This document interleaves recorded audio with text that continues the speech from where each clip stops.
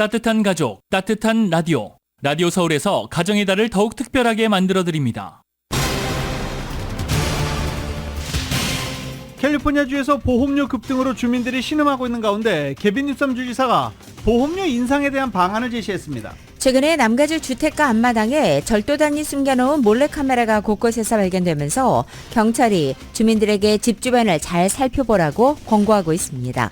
아시안 아메리칸 주민들은 대입 사정에 있어 SAT 등 표준 시험 점수 의무화를 지지하지만 대입에서 인종적, 민족적 요소를 고려하는 것은 반대하는 것으로 나타났습니다. LA시의회가 미주 한인 이상가족 국가등록법안을 지지한다는 내용의 결의안을 통과시켰습니다. 지난주 신규 실업수당 청구 건수가 21만 9천 건으로 한 주 전보다 3천 건 증가했다고 노동부가 밝혔습니다. 연방상무부는 1분기 미국의 국내 총생산 GDP 증가율이 1.3%로 집계됐다고 밝혔습니다. 전문가의 전망치를 웃돈 것입니다. 대선을 앞두고 바이든 대통령과 카말라 해리스 부통령이 경합주 가운데 하나인 필라델피아를 찾아 흑인 표심 구애에 나섰습니다. 트럼프 전 대통령이 재선에 성공해서 새로운 무역 제재를 시행한다면 인플레이션이 다시 높아지고 내년까지 연준의 금리 인하가 어려워질 것이라는 전망이 나왔습니다. 트럼프 전 대통령의 형사재판 배심원단이 어제부터 유무죄를 가리기 위한 심리에 들어갔습니다. 바이든 행정부가 북한의 단거리 탄도미사일 대량 발사를 규탄하고 추가 도발 자제를 촉구했습니다. 예일대학교가 최초로 여성 총장인 모리 맥기니스를 임명할 예정입니다. 전자담배용으로 널리 쓰이는 니코틴 대체 물질이 오히려 천연 니코틴보다 심신에 미치는 영향이 강하고 중독성이 높을 수 있다고 식품의약국이 우려했습니다. 네타냐후 이스라엘 총리가 자신에 대해 체포영장을 청구한 국제형사재판소 제재를 거부한 바이든 행정부의 결정에 반발했습니다. 우크라이나가 서방 무기로 러시아 본토를 때릴 수 있도록 허용해야 한다는 국내외적인 압박이 거세지자 최대 무기 원조 국가인 미국의 고민 깊어지고 있습니다. 최태원 SK그룹 회장이 노소영 아트센터 나비관장에게 재산 분할로 1조 3천억 원이 넘는 금액을 지급하라는 법원 판단이 나왔습니다. 역대 최대 규모입니다. 여야의 극한 대치가 22대 국회 개원 첫날부터 다시 조짐을 드러냈습니다. 민주당이 21대 마지막 본회의에서 부결된 최상병 특검법을 1호 법안으로 꺼내들자 국민의힘은 반대 의사를 거듭 밝히며 또 한 번의 거부권 전국을 예고했습니다. LA 다저스가 뉴욕 매치를 10대 3으로 꺾고 5연패 뒤 3연승을 달렸습니다. 오타니 선수는 시즌 14호 홈런 터뜨렸습니다. LA 클리퍼스가 타이런 루 감독과 5년 연장 계약을 맺었습니다. LA 클리퍼스는 이번 시즌부터 인투티드 듀물 새로운 홈구장으로 사용하게 됩니다.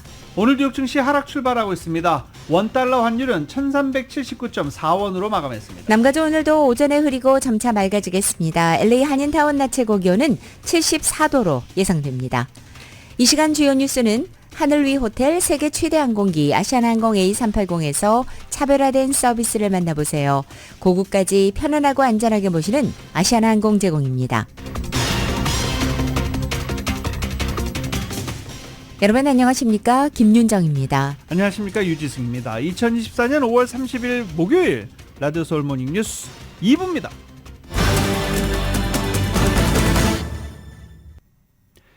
캘리포니아주에서 이 보험료 급등으로 보험 대란이 일고 있는 가운데 개빈 뉴섬 주지사가 캘리포니아에서 철수하려는 자동차 보험사들에게 보험료 인상을 검토하고 회사들이 인상된 보험료를 가입자들에게 부담하게 하기 전 이를 승인해야 한다는 방안을 공개했습니다. 조금 복잡하죠? 이게 과연 실효성이 있는가 싶기도 합니다. 자세한 소식 이은 기자가 보도합니다. 28일 뉴섬 지사가 공개한 방안에 따르면 보험사들은 자체적으로 보험 인상률을 설정할 수 있으며 이를 가주보험국에 의무적으로 알려야 합니다. 가주보험국 측은 보험회사 측이 제시한 보험료 인상료에 관해 120일 내로 승인 여부를 알려주도록 하고 있습니다. 만일 주 보험국에서 변경된 보험료 인상을 승인하지 않을 경우 보험국 측은 보험회사가 수용할 수 있는 수준의 보험료를 설정해 회사 측에 제시해 협상해야 됩니다. 이 과정에서 보험사 측이 주 보험국 측이 설정한 보험료를 수용하지 않을 경우 보험사 측은 기존의 회사 측이 제출한 보험료율로 승인 절차를 진행하게 됩니다.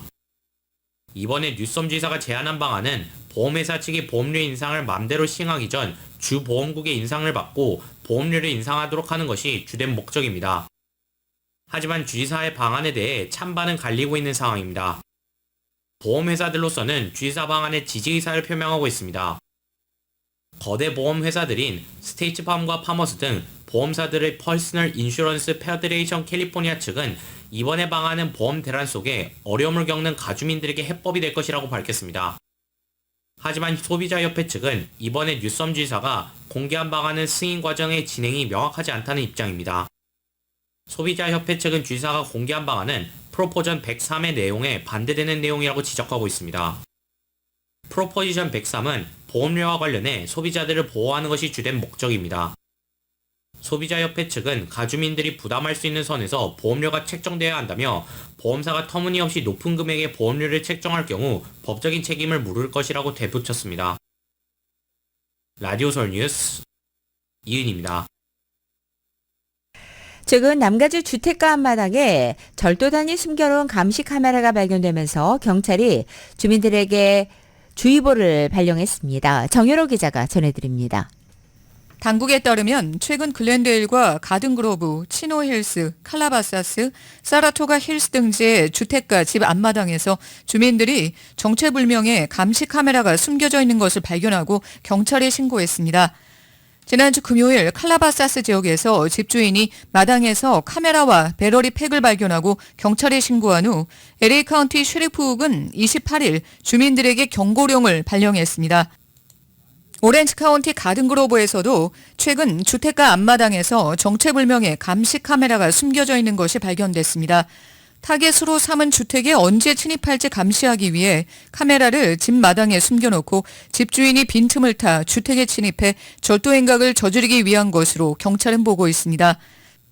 가든그로브 지역 홈오너는 집 앞 수풀 속에 쓰레기처럼 보이는 물건이 있어 치우러 갔다 카메라와 배러리 팩을 발견했습니다. 집 주변 수풀 속에서 발견된 카메라는 눈에 띄지 않도록 교묘히 숨겨져 있었고 얼마 동안 그 자리에 숨겨져 있었는지 누가 놓아뒀는지 알 수 없어 주민들이 긴장하고 있습니다.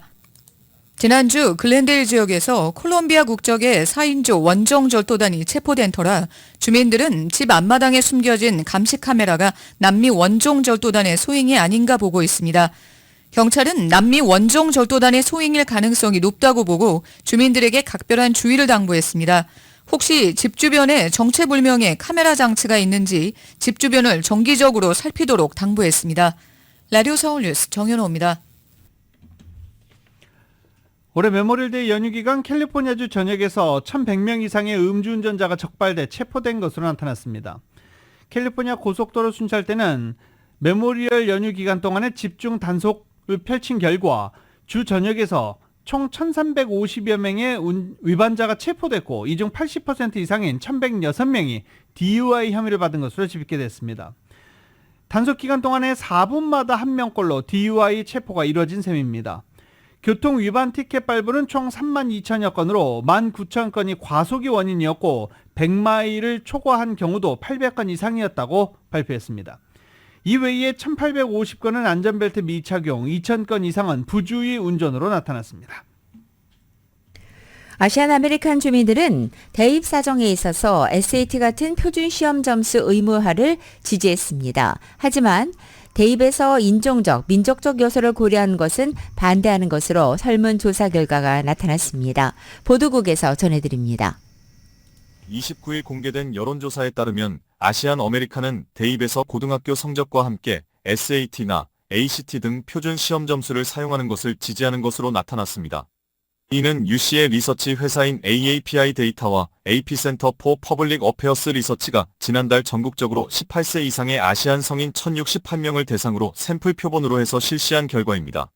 아시안 대부분은 입시에서 인종이나 민족성을 고려하는 것에는 반대하고 있으며 대학이 지원자의 운동 능력을 참작하는 것, 그리고 지원 대학과의 동문관계를 고려하는 것, 그리고 지원자가 학비를 전액 지불할 능력이 있는지 등을 고려하는 것이 불공평하다고 여기는 것으로 조사됐습니다. 이번 설문조사에서 누가 도움이 될 것인지는 전혀 언급하지 않은 채 막연히 대입에서 인종적 요소를 감안하는 것에 대해서 물어봤는데 아시안 주민들은 수혜층이 누구냐에 관계없이 대입에 인종을 사용하는 것 자체에 대해서 부정적인 반응을 나타냈습니다. 인종적 요소를 대입 사정에 적용하는 것에 대해서 응답자의 18%만 공정하다고 봤고 53%는 불공정하다고 답했습니다. 또 아시안들은 고등교육을 상당히 중요시하는 것으로 나타났는데 단지 경제적 웰빙 때문에 대학 교육을 중요시하는 것은 아니고 자녀들이 비판적인 사고를 기르고 자유로운 아이디어를 교환하고 또 에퀴티, 인클루전, 형평성과 포용성을 증진시키는데 고등교육이 중요하다고 느끼는 것으로 나타났습니다.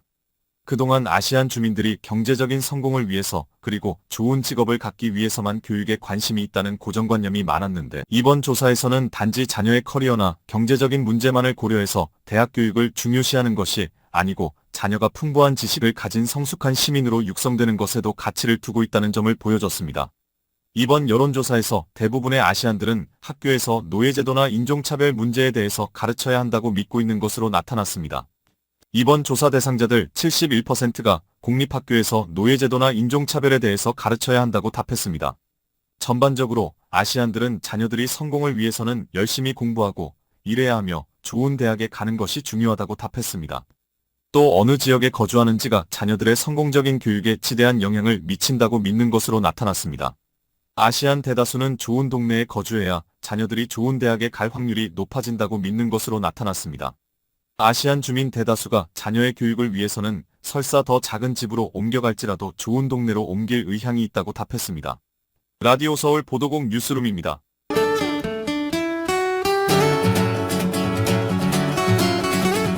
5월 30일 목요일 남가주의 날씨입니다. 오늘은 어제보다 이른 시간에 구름이 걷혀서 햇살이 비치겠고 낮 기온도 오랜만에 예년 기온을 회복하겠습니다. 금요일인 내일도 오늘과 비슷한 날씨 패턴 보이고 주말에도 역시 오전에 흐리다 오후에 맑아지겠습니다. LA 한인타운의 오늘 낮 최고 기온은 74도, 밤 최저 기온은 54도, 오렌지 카운티 지역은 76도, 59도, 밸리와 일랜드 엠파이어 지역은 84도, 56도, 해안 지역은 67도, 57도로 예상됩니다. 한국 오늘도 전국이 맑고 덥겠습니다. 서울의 오늘 아침 최저 기온이 60도, 낮 최고 기온은 77도 예상됩니다.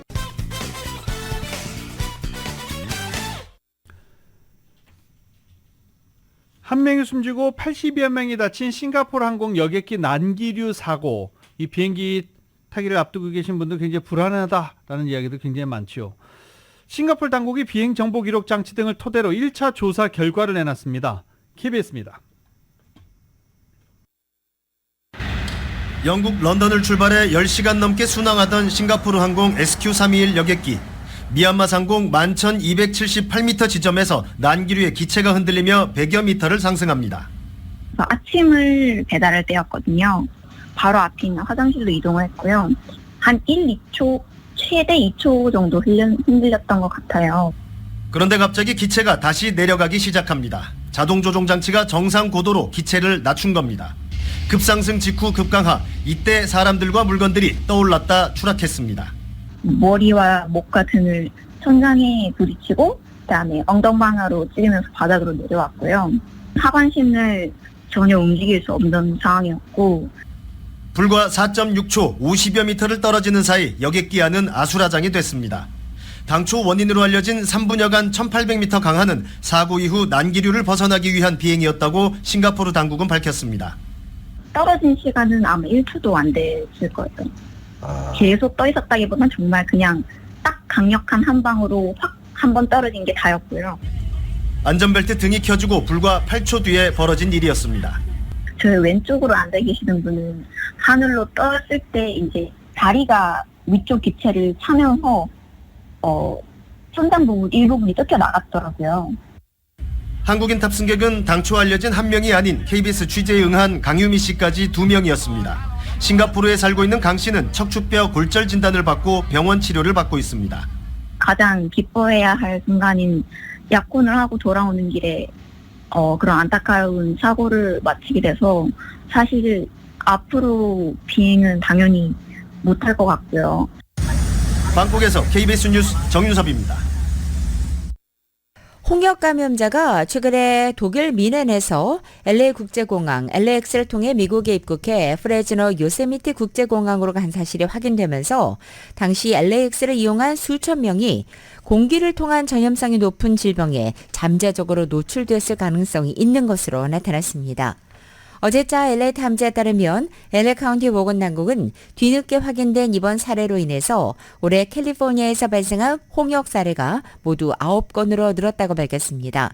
보건당국에 따르면 이 홍역 감염자는 지난 19일 오후 3시경 루프트한자 항공편으로 LAX 탐브레델리 국제선 터미널에 도착했고 당일 밤 8시경 프레즈너 요세미티행 연결 항공편에 탑승했습니다. 지금까지 관련 감염 사례는 보고되지 않았지만 보건당국은 홍역 바이러스의 경우 공기를 통한 전염이 가능해서 지난 19일 오후 LAX 국제선 터미널 이용자들은 홍역 백신 접종 여부를 확인하고 자신의 몸 상태를 살펴서 필요할 경우 반드시 의사에게 연락하라고 권고했습니다. 홍역은 코로나보다 전염성이 약 6배가 더 강하고 홍역이 유행하는 국가에서는 치명적인 경우가 많습니다. 뉴욕의 흑인 남성 3명이 아메리칸 에어라인을 상대로 소송을 제기했습니다. 인종차별을 주장하고 있는데요. 그 외 이슈 소식 KBS가 묶었습니다. 남성 여러 명이 비행기 앞에 서 있습니다. 지난 1월 애리조나주 피닉스에서 뉴욕으로 향할 예정이었던 아메리칸 에어라인에서 촬영된 모습인데요. 이들 가운데 3명이 해당 항공사를 상대로 소송을 제기했습니다. 당시 승무원이 타당한 설명 없이 인종차별적인 이유로 비행기에서 내리라고 말했다는 겁니다. I turned around to the agent that walked me off and I said, "What's going on here?" She said, "There was a complaint of body odor and we're going to rebook you on another flight tonight." And I noticed that there were 7 other black men there. 이들은 항공사를 고소하면서 출발 지연의 원인을 자신들로 생각하는 백인 승객들의 시선을 견뎌야 했고 비행 내내 고통을 겪어야 했다고 밝혔습니다. 아메리칸 에어라인 측은 성명을 내고 차별과 관련한 내용에 대해 심각하게 받아들이고 있다면서 이 문제를 조사하고 있다고 밝혔습니다. 작은 배를 타고 가는 한 남성, 배 안에는 쓰레기가 가득합니다. 필리핀 수도 마닐라시 당국이 동원한 이른바 쓰레기 순찰대의 모습인데요. 약 1,000명가량 되는데 이들은 마닐라의 하천에서 뜰채로 페트병 등 쓰레기를 하루 4시간씩 쉬지 않고 건져내고 있습니다. 쓰레기 폐기, 재활용 시설이 부족한 데다 극심한 빈곤으로 인해 필리핀 전역의 플라스틱 쓰레기 문제는 갈수록 심각해지고 있는데요. 2022년 세계은행 보고서에 따르면 1,400만 명가량이 밀집해 사는 수도 마닐라의 경우 배출하는 쓰레기의 약 60%만 수거되고 있습니다. 지금까지 맵브리핑이었습니다. 흑인 차별 논란이 이른 가운데 이번에는 세계 최초로 반려견 전용 항공사가 첫 운항을 시작했다는 소식입니다. 주인과 함께 비행기에 탑승하는 반려견은 최고급 서비스를 받게 됩니다. KBS입니다. 개를 데리고 비행기를 타려면 반려견을 작은 상자 안에 넣어 기내에 동승하거나 화물칸으로 보내야 합니다. 하지만 항공사 바크에어에서는 반려견을 최우선으로 모십니다. 바크에어는 반려견 제품 브랜드 바크사가 민간 제트기 회사와 제휴를 맺어 탄생했는데요. 반려견은 기내에서 자유롭게 이동할 수 있고 반려견을 위한 기내식, 간식, 장난감, 그리고 스파까지 제공됩니다. 또한 강아지에게 안정감을 주기 위해서 페로몬이 뿌려지기도 합니다. First class experience for the dog, a business class experience for people. Along the way, the dog's treated to a lot of pampering, including you see the pillows and blankets all over. They're covered in pheromones that make the dog more comfortable. 현재는 뉴욕, 로스앤젤레스, 런던 노선만 운항하는데요. 반려견과 견주의 국제선 티켓 가격은 편도 $8,000, 우리 돈 1,000만 원 정도 되고 국내선 티켓 가격은 편도 $6,000, 820만 원 정도입니다.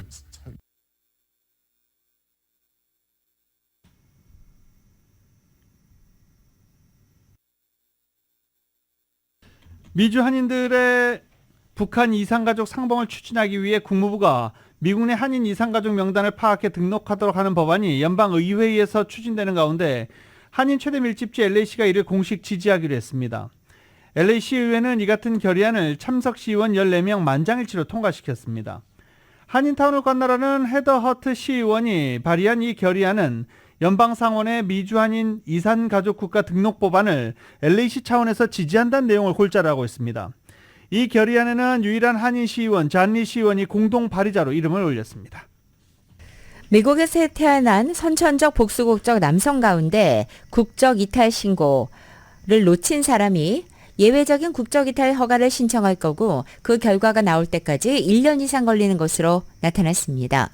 재외동포청이 최근 워싱턴 DC에서 가진 국적 병역법 설명회를 통해서 재외동포청에 파견된 김현우 법무차관 사무관은 2022년 새롭게 도입된 예외적 국적이탈 허가 제도에 따라서 거주지 공관에서 국적이탈 허가를 신청할 수 있고 대상은 국적이탈 신고 기간 내에 국적이탈 신고를 하지 못하는 정당한 사유가 있어야 한다고 밝혔습니다.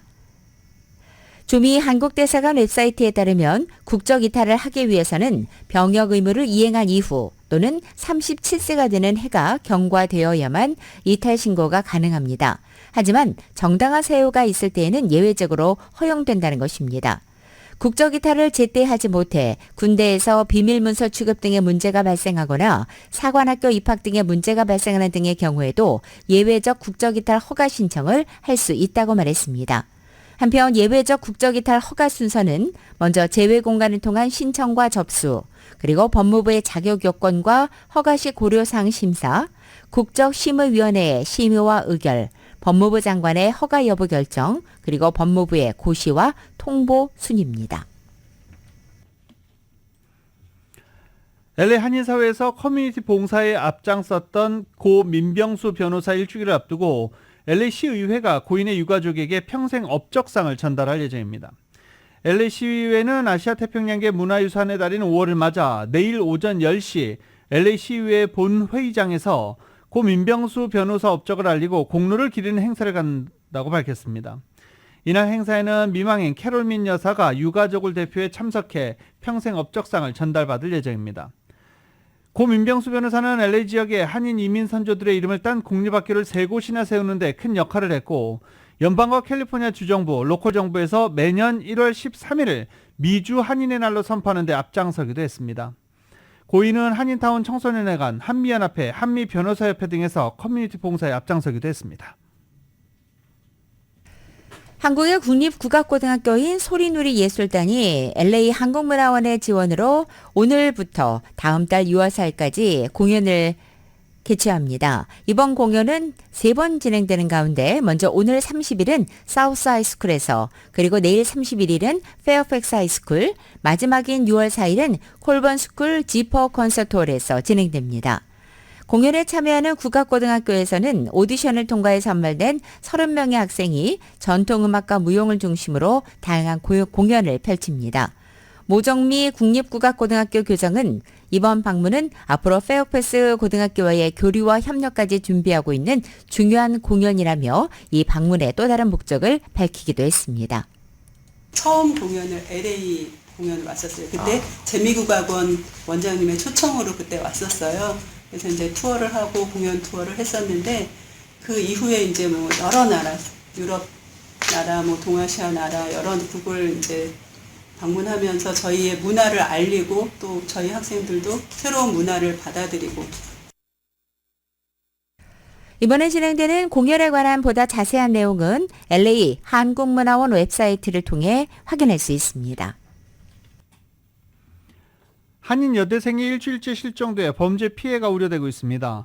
UC 데이비스 경찰국에 따르면 학교 1학년에 재학 중이었던 민모 양이 캠퍼스를 지난 17일에 떠난 뒤에 엠트랙을 타고 샌프란시스코까지 이동해 미치안 시티에서 마지막으로 목격된 뒤에 실종됐습니다.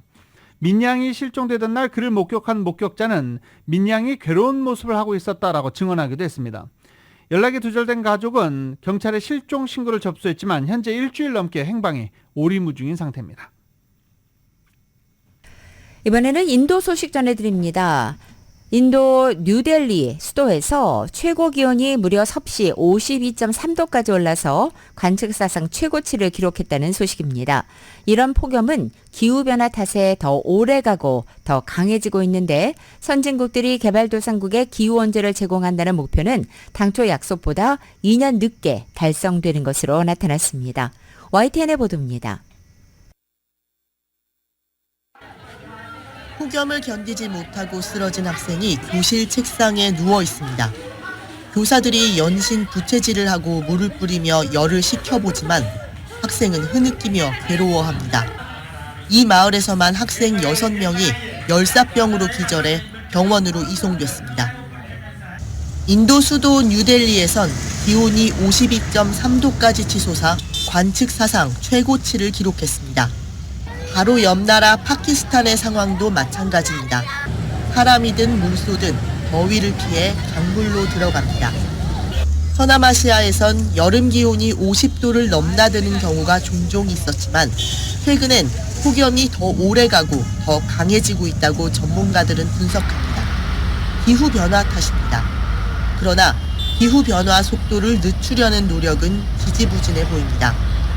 경제협력개발기구 OECD는 선진국들이 개발도상국에 매년 1,000억 달러의 기후 원조를 제공하겠다는 목표를 재작년에야 처음 달성했다고 밝혔습니다. 애초 약속한 것보다 2년 늦은 건데 1,000억 달러 역시 개도국에 재생에너지를 보급하고 해수면 상승에 대비하는 데는 턱없이 부족하다는 지적이 나옵니다. YTN 홍주혜입니다. 이 아이슬란드에서 또 화산이 폭발했습니다.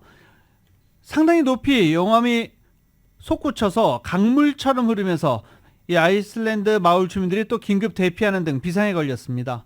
YTN입니다. 땅이 마치 숨이라도 쉬는 것처럼 거대한 연기를 쉴 새 없이 뿜어냅니다. 가까이 가보면 시뻘건 용암 기둥이 여기저기에 솟아 있습니다.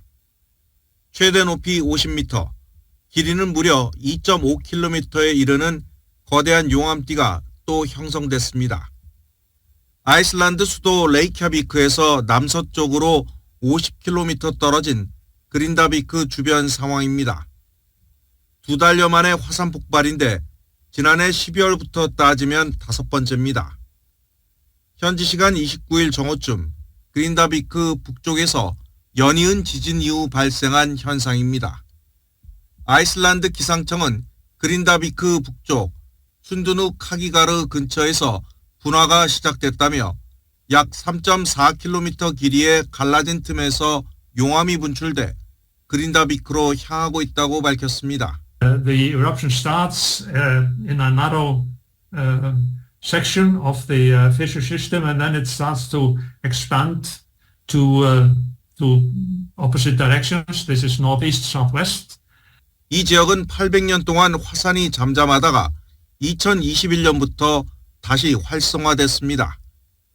3,800명에 이르는 지역 주민들은 지난해 11월에 대부분 마을을 떠났습니다.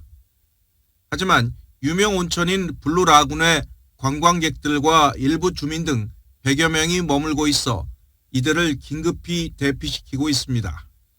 And they evacuate also the first responders, the police, rescue team, and the fire department, which are all working really close together in this situations. 화산이 폭발했지만 현재까지 항공편 운항에는 문제가 없고 별다른 피해도 발생하지 않았습니다.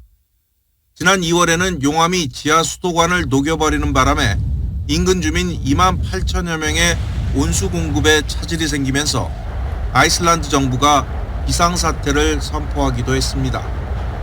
YTN 신웅진입니다. 워싱턴주의 한인 2세들이 주축이 돼서 서북미 지역의 대표적인 아시아계 영자 신문인 노스웨스트 아시안 위클리 NWAW를 인수했습니다. NWAW의 설립자이자 발행인인 아순타웅은 4명의 젊은 그룹의 신문을 매각했다고 밝혔습니다. 아순타웅 사장은 오는 5월 31일까지 소유권을 갖고 6월부터는 새로운 그룹이 운영을 맡게 됩니다. 이 노스웨스트 아시안 위클리를 인수하는 젊은 그룹은 한인 2세들이 주축을 이루고 있습니다. 유명 척추 전문자 의사이자 벤처 사업가로 알려져 있는 제프리 노 씨와 그의 부인, 그리고 시애틀 항만청 커미셔너이자 시애틀시 전력기획국장인 샘 조, 그리고 중국계인 팀 왕 등 모두 4명으로 알려져 있습니다.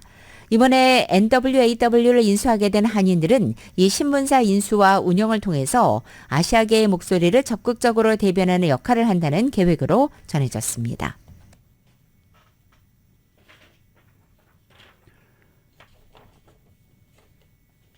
동부 명문대학인 예일대학교 신임 총장에 모리 맥기니스 스토니브룩대 총장이 임명될 예정입니다. 그가 취임하면 예일대 최초의 상임 여성 총장으로 기록됩니다. 예일대는 오는 6월에 퇴임하는 현 피터 셀러비 총장의 뒤를 이을 차기 총장으로 맥기니스 총장을 선임했다고 밝혔습니다. 맥키니스 총장은 버지니아대에서 학사학위를 받은 뒤 예일대에서 석박사학위를 취득했습니다. 그 뒤 다시 버지니아 대학교로 돌아가 교수와 부학장 등을 역임했고 텍사스 대학교에서 교무처장과 부총장을 지냈습니다. 전공 분야는 미술사로 노예제를 둘러싼 정치와 예술 간의 상호작용을 들여다보는 데 연구에 초점을 맞췄었습니다. 맥키니스 총장의 취임은 예일대를 비롯한 미국 대학가가 팔레스타인 가자지구 전쟁 반대 시위로 어수선한 가운데 이뤄지게 됐습니다. 또 대학들은 소수인종 우대 입학 정책인 어퍼머티브 액션이 헌법에 어긋난다는 대법원의 판결에 따른 대응도 모색해야 하는 상황입니다. 교수그룹 공익을 위한 학제들은 맥키니스 총장의 임명 발표가 이뤄진 직후 캠퍼스의 다양성과 표현의 자유 등을 훼손하려는 기부자와 정치인들의 압력에 저항할 것을 촉구하는 내용의 서한을 보내기도 했습니다. 맥키니스 총장은 뉴욕타임즈와의 인터뷰에서 리더십을 발휘하는 직위에 가고자 하는 여성들을 위해 자신이 롤모델로서 어떻게 봉사할 수 있을지 알고 있다라고 말했습니다. 그러면서 학생들의 기회를 확대하겠다는 자신의 신념은 굳건하다며 예일대에서도 이를 위해 일을 계속할 것이다라고 강조했습니다.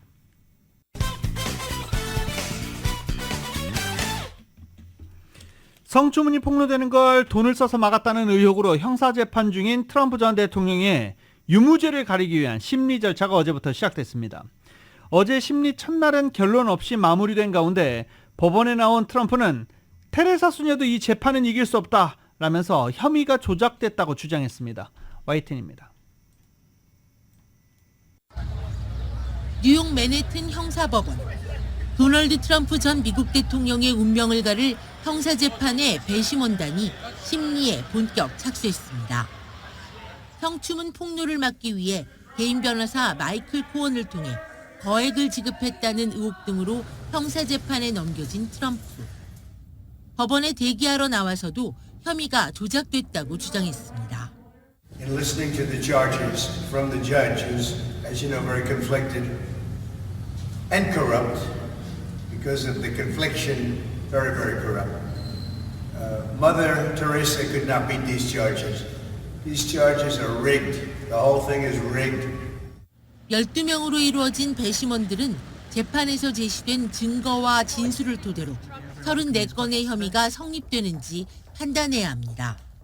재판을 맡은 후안 머천 판사는 배심원들에게 트럼프 전 대통령에 대한 편견을 배제해달라고 당부했습니다.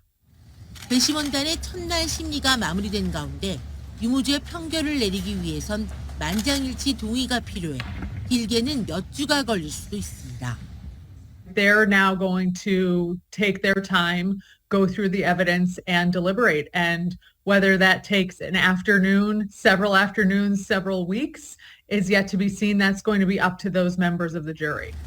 배심원단이 유죄를 인정하면 최대 징역 4년형까지 가능합니다. 최근 정치 매체 더힐 등이 예측 모델을 돌린 결과 미국 공화당이 대선에서 이기고 연방의회 상하원의 다수당까지 될 가능성이 크다는 분석이 나오고 있습니다. 재판 결과에 따라 11월까지 남은 5개월 동안 미 대선 판도에 어떤 영향을 주게 될지 지구촌의 이목이 쏠리고 있습니다. YTN 김지영입니다. 공화당이 오는 11월 열리는 대선에서 이기고 연방의회 상하원의 다수당까지 될 가능성이 크다는 분석 결과가 나왔습니다. 정치 매체 더 힐과 선거 분석 업체인 디시즌 데스크 HQ는 어제 자체 예측 모델을 돌린 결과 트럼프 전 대통령이 재선에 성공할 확률이 58%라고 밝혔습니다. 미국의 대선 제도는 각 주에서 더 많은 표를 얻은 후보가 해당 주에 배정돼 있는 선거인단을 전부 가져가는 구조이기 때문에 대선 승패는 민주당과 공화당의 지지세가 비슷한 경합주에서 결정되고 있습니다. 이런 가운데 트럼프 전 대통령이 이 6개 경합주 가운데 미시건을 제외하고 네바다, 아리조나, 조지아, 위스콘신, 펜실베니아까지 5개 주에서 우위에 있습니다. 그 결과 전체 선거인단 538명 가운데 트럼프 전 대통령이 282명, 그리고 바이든 대통령이 256명을 가져갈 것으로 전망한 것입니다. 공화당이 상원 다수당 지위를 민주당에게서 가져올 확률은 79%로 평가됐습니다. 특히 민주당은 트럼프 전 대통령이 바이든 대통령을 크게 앞서는 몬타나와 오하이오주에서 승리하지 못하면 상원을 내줄 것이 거의 확실하다고 분석하기도 했습니다. 현재 하원 다수당인 공화당이 다수당 지위를 유지할 가능성은 64%로 나타났습니다. 한편 이번 예측 모델은 각 당의 등록 유권자 수와 인구 통계, 과거 선거 결과, 선거 자금과 여론조사 평균까지 200여 개 데이터를 토대로 이 같은 결과를 도출했다고 밝혔습니다. 다만 특정 시점의 데이터를 기준으로 한 예측이기 때문에 선거일까지 남은 약 5개월 동안은 달라질 수 있다는 것입니다. 한편 더 힐은 이번 예측 결과가 이미 불안해하고 있는 민주당의 우려감을 더 키울 수 있다고 관측했습니다. 대선을 앞두고 바이든 대통령과 카말라 해리스 부통령이 경합주 가운데 하나인 필라델피아를 찾아 흑인 표심 구애에 나섰습니다. 지금까지 두 사람이 한 곳에서 유세하는 것은 흔치 않은 일이었습니다.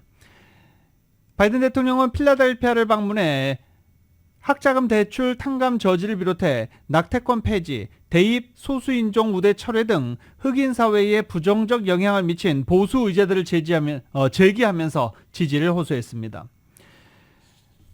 바이든 대통령은 이어서 오스틴 데이비스 펜실베니아 부지사, 웨스 무어 메릴랜드 주지사 등을 대동하고 한 재즈바를 방문해 역시 지지를 호소하기도 했습니다. 바이든 대통령은 지난 2020년 대선 당시 흑인 유권자들의 압도적인 지지에 힘입어 트럼프 전 대통령에 승리한 바 있습니다.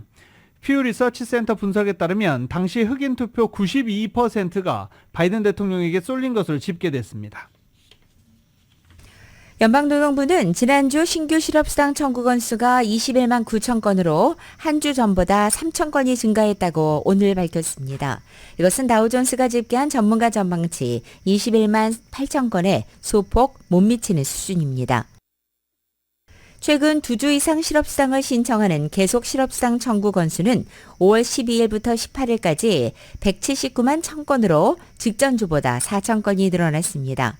신규 실업수당 청구 건수는 작년 9월 이후 역사적으로 매우 낮은 수준인 20만 건대 초반 언저리에서 유지되고 있습니다. 이 실업수당 청구 건수가 낮은 수준을 지속하는 것은 노동시장 과열이 지속되고 있을 가능성을 시사하고 있습니다. 한편 연준은 노동시장 과열이 인플레이션 고착화를 초래할 수 있다고 보고 고용 관련 지표를 눈여겨보고 있습니다.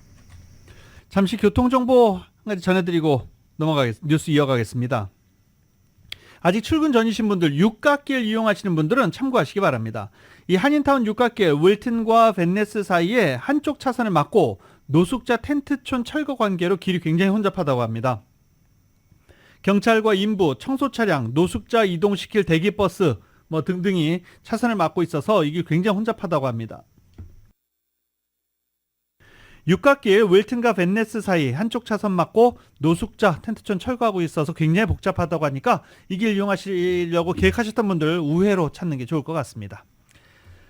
다음 소식입니다. 상무부는 1분기 미국의 국내 총생산 증가율이 1.3%로 집계됐다고 발표했습니다. 지난달 발표된 속보치에서 0.3%포인트 하향 조정됐습니다. 전문가 전망치보다도 웃돌았습니다. 전 세계 부채가 갈수록 늘어나고 있습니다. 멕시코나 중국 같은 이른바 신흥시장에서부터 미국과 일본 등 선진국가에 이르기까지 부채 증가는 점차 새로운 일상인 뉴노멀이 돼가는 모습이라는 것입니다. 어제 국제금융협회 글로벌 부채 보고서와 CNBC 방송에 따르면 올해 1분기 기준 세계 부채 규모는 315조 달러로 사상 최대를 기록했습니다. 1년 전인 지난해 1분기와 비교할 때 8조 1천억 달러 증가한 수치입니다. 특히 중국, 인도, 멕시코 등 신흥시장의 부채 증가가 영향을 미쳤습니다. 반면 한국과 태국, 브라질은 달러로 환산했을 때 부채가 감소한 국가들이라고 밝혔습니다. 선진국에서는 가계와 비금융기업의 부채 감소가 정부를 비롯해 금융기업 부채 지속적 증가를 상쇄하는 경향을 나타냈습니다. 일본의 경우에는 그러나 GDP 대비 부채 비율이 600%를 상회하면서 팬데믹 이전 대비 60%포인트 늘어났습니다. 이것은 주요 선진국가 가운데 가장 가파른 상승세입니다. 한편 보고서는 미국의 인플레이션 고착과 조짐과 채권 시장의 잠재적인 역풍이 될 수 있는 무역 마찰과 지정학적인 긴장감 고조, 또 산업별 보호주의 정책에 따른 공급망 제약 등을 글로벌 자금 조달 비용을 상승시킬 수 있는 위험한 요소로 지목하기도 했습니다. 대선에서 재집권을 노리는 트럼프 전 대통령과 일론 머스크 테슬라 CEO 사이의 관계가 점점 밀착하고 있다라고 월스트리트저널이 보도했습니다. 월스트리트저널은 소식통을 인용해 공화당 대선 후보인 트럼프 전 대통령이 백악관에 다시 입성할 경우 테슬라 CEO에게 고문 역할을 맡기는 방안을 두 사람이 함께 논의하고 있다라고 전했습니다. 이 소식통은 머스크가 목소리를 높여온 불법 이민과 경제 관련 정책들에 대해서 일론 머스크가 공식적인 영향력을 행사할 수 있게 하는 방안이 논의됐다라고도 전했습니다.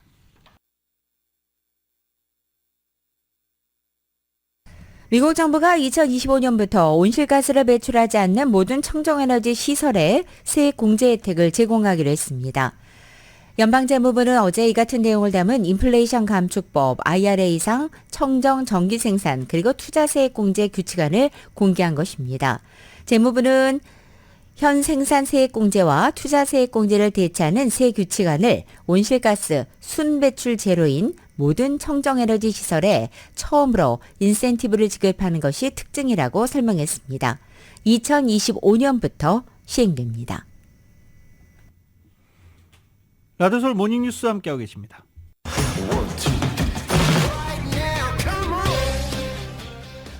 라디오서울 모닝뉴스 스포츠 소식입니다. 스포츠 소식은 전문가가 추천하는 이민법과 가정법 전문 재인정 종합법률사무소 제공입니다.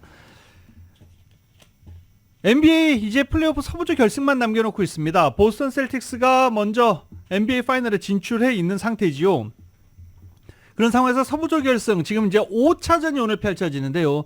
오늘 5차전은 미네소타 팀볼브스와 댈러스 매버릭스 간의 경기 오후 5시 30분에 시작됩니다.